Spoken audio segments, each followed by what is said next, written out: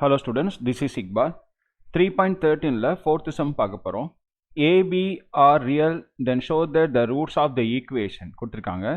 இந்த equation roots வந்து real and unequal அப்படின்னு prove பண்ணணும். அதான் delta is greater than 0 ன்னு prove பண்ணணும். வேற ஒண்ணும் இல்ல. First இந்த x square பக்கத்துல உள்ளது வந்து நம்ம a ன்னு எடுத்துக்கலாமா? A is equal to a minus b. அப்புறமா b is equal to x க்கு பக்கத்துல உள்ளது என்ன இருக்குங்க? minus 6 into a plus b. minus 6 into a plus b.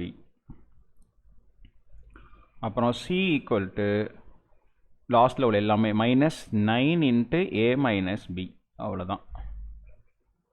இப்போ டெல்டா கண்டுபிடிக்க போறோம். ஃபார்முலா வந்து b square minus 4ac.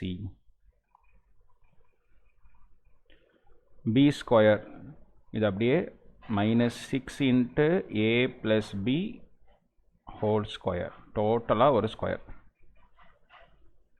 minus 4 a வந்து என்ன இருக்குங்க? a minus b. a போட்டாச்சு. c வந்து என்ன இருக்குங்க? minus 9 into a minus b. Okay. Square பண்ணா 6 வந்து என்ன ஆயிருங்க? 36 ஆயிடுமா? இது a plus b whole square ஆயிடும். இங்க minus into minus plus 4 9s are 36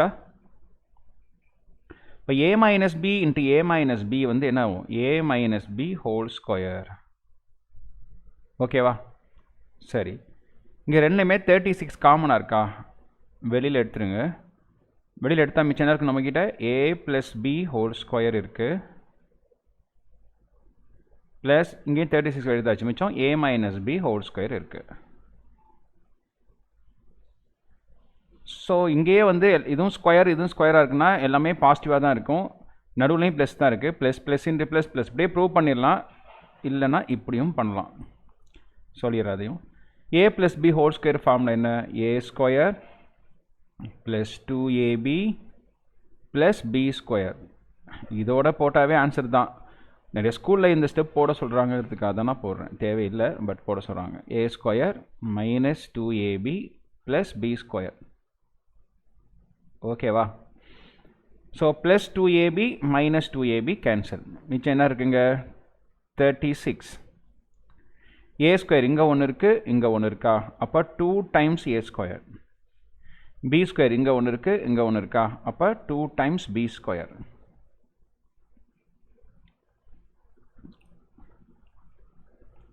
அப்போ இங்கே ரெண்டையும் 2 காமனாக எடுத்துடுறேன். ஏற்கனவே என்ன இருக்குது? 36 இருக்கா? அப்போ என்ன ஆயிடும்? அது 72 ஆகிடும். மிச்சம் நம்மக்கிட்ட இருக்கிறது a square plus b square. Okay, இங்கேயும் ப்ளஸ் தான்.